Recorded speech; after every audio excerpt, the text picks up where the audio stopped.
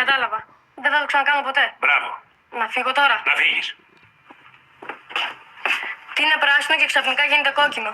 Τι είναι? Ένας βάτραχος στο μίξερ.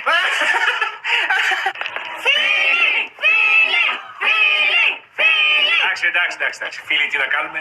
Μίλησε ο λαός. Τι είναι αυτά, ρε? Γλωσσόφυλλο. Και εδώ είναι τα δωμάτια. Εδώ τι είναι των αγοριών? Απαγορεύεται είσοδος. Περιοχή μολυσμένη. Ναι, γιατί μπορεί να έχουμε και λιποθυμίες. Πόσες φορές παίζει ο Ολυμπιακός Παναθηναϊκός? Πολλές. Πόσες φορές έχουμε καινούργια οικογένεια?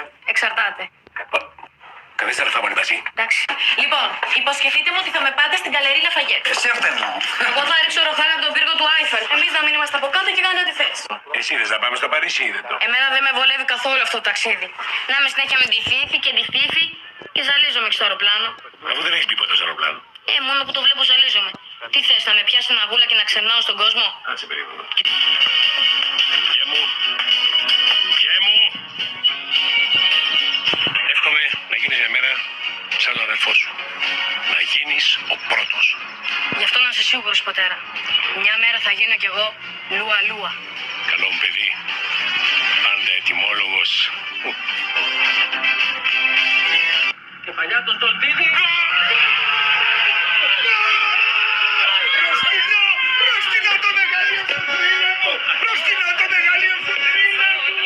Μπαμπά, ο θείος Σπύρος έχει γίνει Ταλιμπάν.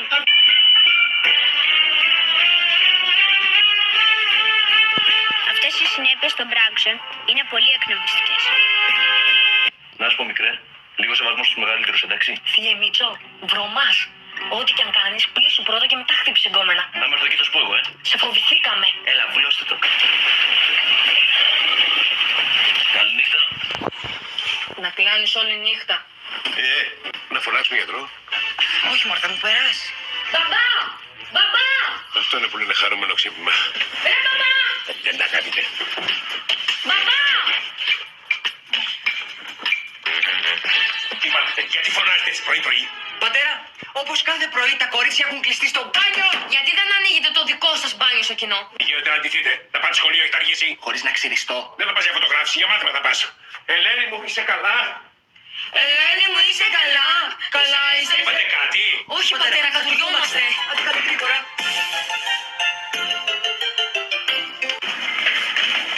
Δώσε, χωρίστε. Παιδιά, κάποιος έρχεται. Τώρα, τελείως. Τον ανέβασα.